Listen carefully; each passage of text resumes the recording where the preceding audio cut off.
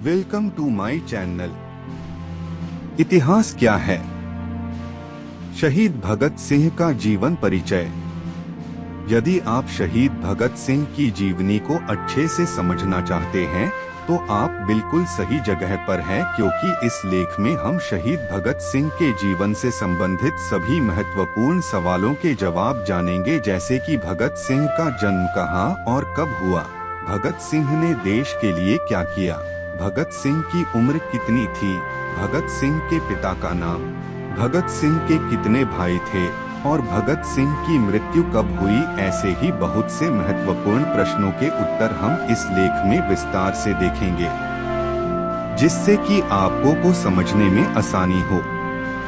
तो अगर आप आय को विस्तार से पढ़ना चाहते हैं तो इस आर्टिकल को पूरा अंत तक पढ़ें। शहीद भगत सिंह की जीवनी। देश प्रेम से ओतप्रोत व्यक्ति हमेशा अपने देश के प्रति कर्तव्यों के पालन हेतु न केवल तत्पर रहता है, बल्कि आवश्यकता पड़ने पर अपने प्राण न्योछावर करने से भी पीछे नहीं हटता। स्वतंत्रता से पूर्व का हमारे देश का इतिहास ऐसे ही देशभक्तों की वीरतापूर्ण गाथाओं से भरा है, जिनमें भगत सिंह का नाम स्वतः ही युवाओं के दिलों में देशभक्ति एवं जोश की भावना पैदा कर देता है।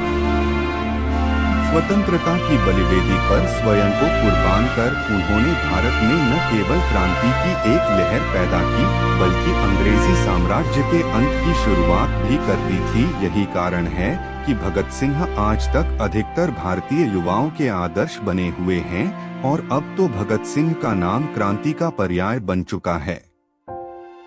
भगत सिंह अपने जीवन काल में ही अत्यधिक प्रसिद्ध एवं युवाओं के आदर्श बन चुके थे।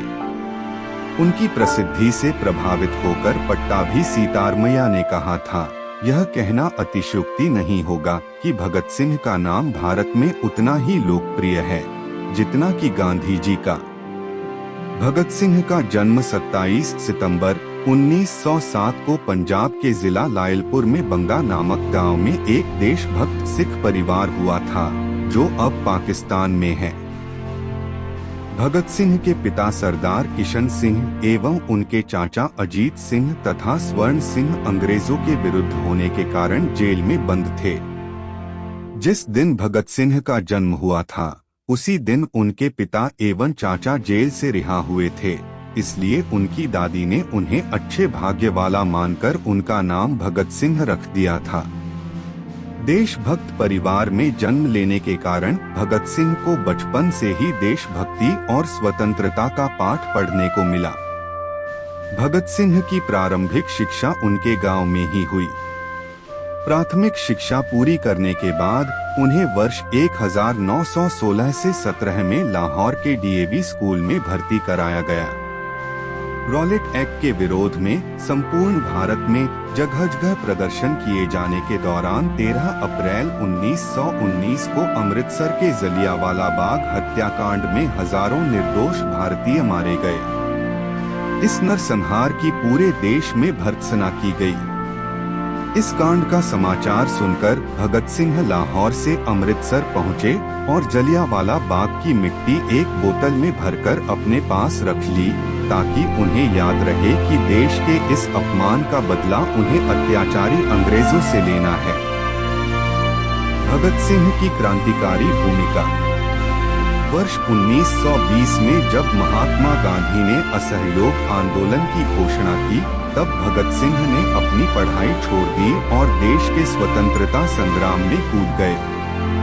लाला लाजपत राय ने लाहौर में जब नेशनल कॉलेज की स्थापना की तो भगत सिंह भी इसमें दाखिल हो गए। इसी कॉलेज में वे यशपाल, सुखदेव, तीर्थराम एवं झंडा सिंह जैसे क्रांतिकारियों के संपर्क में आए। भगत सिंह ने आत्मकथा the door to death, ideal of socialism, स्वाधीनता की लड़ाई में पंजाब का पहला उभार तथा मैं नास्तिक क्यों हूँ नामक कृतियों की रचना की। वर्ष 1928 में साइमन कमीशन जब भारत आया तो लोगों ने इसके विरोध में लाला लाजपत राय के नेतृत्व में एक जुलूस निकाला। इस जुलूस में लोगों की भीड़ बढ़ती जा रही थी। इतने व्यापक विरोध को देखकर सहायक अधीक्षक सैंडर्स बौखला गया और उसने भीड़ पर लाठीचार्ज करवा दिया। इस लाठीचार्ज में लाला लाजपत राय इतनी बुरी तरह घायल हो गए कि 17 नवंबर 1928 को उनकी मृत्यु हो गई। यह खबर भगत सिंह के लिए किसी आघात से कम नहीं थी। उन्होंने तुरंत लाला लाजपत राय की मृत्यु का बदला लेने का फैसला कर लिया और राजगुरु, सुखदेव एवं चंद्रशेखर आजाद के साथ मिलकर सैंडर्स की हत्या की योजना बनाई। भगत सिंह की योजना से अंततः सबने मिलकर 17 दिसंबर 1928 को सैंडर्स की गोली मारकर हत्या कर दी। इस घटना ने भगत सिंह को पूरे देश में लोकप्रिय क्रांतिकारी के रूप में प्रसिद्ध कर दिया। भगत सिंह नौजवान भारत सभा, कीर्ति किसान पार्टी तथा हिंदुस्तान सोशलिस्ट रिपब्लिक एसोसिएशन से संबंधित थे। हिंदुस्तान सोशलिस्ट रिपब्लिक एसोसिएशन की केंद्रीय कार्यकारिणी की सभा ने जब पब्लिक सेफ्टी बिल एवं डिस्प्यूट बिल का विरोध करने के लिए केंद्रीय असेंबली में बम फेंकने का प्रस्ताव पारित किया, तो इस कार्य की जिम्मेदारी भगत सिंह ने ले ली। असेंबली में बम फेंकने का उनका उद्देश्य केवल विरोध जताना था, इसलिए बम फेंकने के बाद कोई भी क्रांतिकारी वहां से भागा नहीं। भगत सिंह सहित सभी क्रांतिकारियों को तत्काल गिरफ्तार कर लिया गया। इस गतिविधि में भगत सिंह के सहायक बने बटुकेश्वर दत्त को 12 जून 1929 को सेशंस जज ने भारतीय दंड संहिता की धारा 307 तथा विस्फोटक पदार्थ अधिनियम की धारा 3 के अंतर्गत आजीवन कारावास की सजा सुनाई। इसके बाद अंग्रेज शासकों ने भगत सिंह एवं बटुकेश्वर दत्त को नए सिरे से फंसाने की कोशिश शुरू की। अदालत की कार्यवाही कई महीनों तक चलती रही। 26 अगस्त 1930 को अदालत का कार्य लगभग पूरा हो गया। अदालत ने 7 अक्टूबर 1930 को 68 पृष्ठों का निर्णय दिया, जिसमें भगत सिंह, सुखदेव तथा राजगुरु को फांसी की सजा निश्चित की गई थी। इस निर्णय के विरुद्ध नवंबर 1930 में प्रिवी काउंसिल में अपील दायर की गई, किंतु यह अपील भी 10 जनवरी 1931 को रद्द कर दी गई। भगत सिंह की मृत्यु कैसे हुई? भगत सिंह, राजगुरु और सुखदेव अपनी इंकलाब जिंदाबाद के नारे को और मजबूत करना चाहते थे, जिसके लिए उन्होंने अंग्रेज सरकार को एक धमाका सुनाना चाहा और बम बनाकर लाहौर संसद में घुस गए और संसद के भवन में घुसकर उन्होंने एक जोरदार बम फोड़ा, जिससे पूरा संसद हिल गया। इस विस्फोट से कुछ लोगों को छोटी मोटी चोटें आई, मगर किसी की जान लेने का इरादा उनका नहीं था। लेकिन इस विस्फोट के धमाके की गूंज न केवल भारत में बल्कि अलग अलग देशों में भी गूंजने लगी।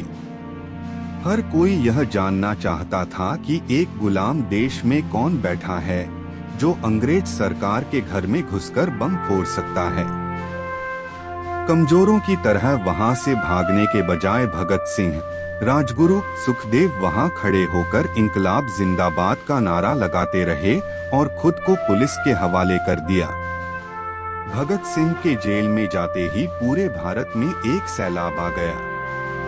हर नवयुवक लाहौर की तरफ भागने लगा। रास्ते में जो भी अंग्रेज ने उसे रोका, उसे पीट दिया गया। भगत सिंह ने जेल में अन्न और जल त्याग दिया। उन्होंने कहा कि वह अंग्रेज के हाथ से कुछ भी खाना पसंद नहीं करेंगे।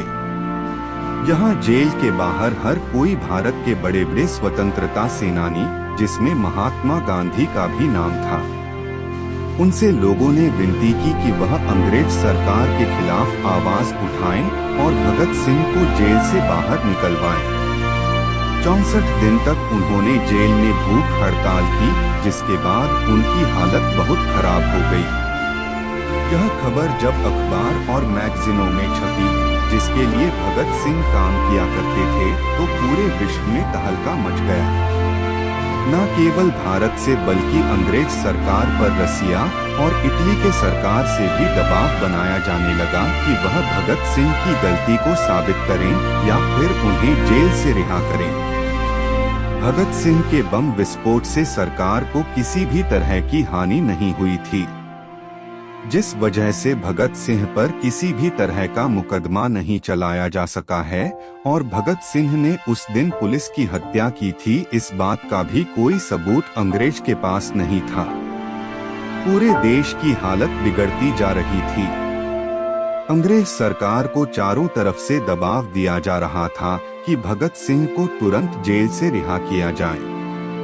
अंग्रेज सरकार ने आनन फानन में सजा की तारीख से 2 दिन पहले ही भगत सिंह को रात में फांसी देने का ऐलान कर दिया। यह बड़ा ही विचित्र सा फैसला था, लेकिन भगत सिंह इस फैसले पर हंसे और कहे कि मेरे मरने के बाद इस देश में मरने वालों का सैलाब आएगा, उस दिन तुम कुछ नहीं कर पाओगे। अंग्रेज सरकार को डर था कि जिस दिन सजा की तारीख तय की गई है, अगर उस दिन भगत सिंह को फैसला सुनाया जाता है तो भारत के सभी लोग जेल तोड़ देंगे और भगत सिंह को रिहा कर देंगे। इसलिए भगत सिंह, राजगुरु और सुखदेव को 23 मार्च 1931 को फांसी की सजा दे दी गई। सबसे ज्यादा दुख की बात यह है कि रात में ही उनका अंतिम संस्कार भी कर दिया गया और सुबह जेल खोल दिया गया। कई दिनों तक देश में मातम चला, अलग अलग जगहों पर लड़ाई झगड़ा और आंदोलन चलता रहा। इसके बाद देश का प्रत्येक नवयुवक गुस्से से आग बबूला हो गया और अंग्रेज सरकार से लड़ने के लिए सड़क पर उतर पड़ा। भगत सिंह के मरने के बाद भारत में इतना बड़ा आंदोलन हुआ कि हर जगह लोग मरने के लिए तैयार थे या मारने के लिए। भगत सिंह के नारे। भगत सिंह ने अपने जीवन काल में कई ऐसे नारे लगाए जो आज भी पूरे देश में लगाए जाते हैं। भगत सिंह के नारे इस प्रकार से हैं। 1. इंकलाब जिंदाबाद वर्टिकल बार। 2. साम्राज्यवाद का नाश हो। 3. राख का हर एक कण मेरी गर्मी से गतिमान है, मैं एक ऐसा पागल हूँ जो जेल में भी आजाद है। 4. जरूरी नहीं था कि क्रांति में अभिशप्त संघर्ष शामिल हो, यह बम और पिस्तौल का पंथ नहीं था। 5. बम और पिस्तौल क्रांति नहीं लाते, क्रांति की तलवार विचारों के धार बढ़ाने वाले पत्थर पर रगड़ी जाती है। 6. क्रांति मानव जाति का एक अपरिहार्य अधिकार है। स्वतंत्रता सभी का एक कभी न खत्म होने वाला जन्मसिद्ध अधिकार है। श्रम समाज का वास्तविक निर्वाहक है। 7. व्यक्तियों को कुचलकर वे विचारों को नहीं मार सकते। 8. निष्ठुर आलोचना और स्वतंत्र विचार ये क्रांतिकारी सोच के 2 अहम लक्षण हैं। 9. मैं एक मानव हूँ और जो कुछ भी मानवता को प्रभावित करता है उससे मुझे मतलब है। 10. प्रेमी, पागल और कवि एक ही चीज से बने होते हैं। भगत सिंह की जीवनी की किताब। एक किताब जिसे भगत सिंह ने मरने से पहले लिखा था, इसे भगत सिंह की जीवनी मानी जाती है और इस किताब का नाम व्हाई आई एम एथिस्ट है। आपको यह किताब जरूर पढ़नी चाहिए। भगत सिंह के बलिदान को व्यर्थ न समझा जाए। उन्होंने छोटी सी उम्र में देश के लिए अपना प्राण न्योछावर कर दिया और भगत सिंह के शहीद होने वाले दिन 23 मार्च को प्रत्येक वर्ष शहीद दिवस के रूप में मनाया जाता है। Thanks for watching. I hope you enjoyed video. If you like a video, don't forget to subscribe our channel.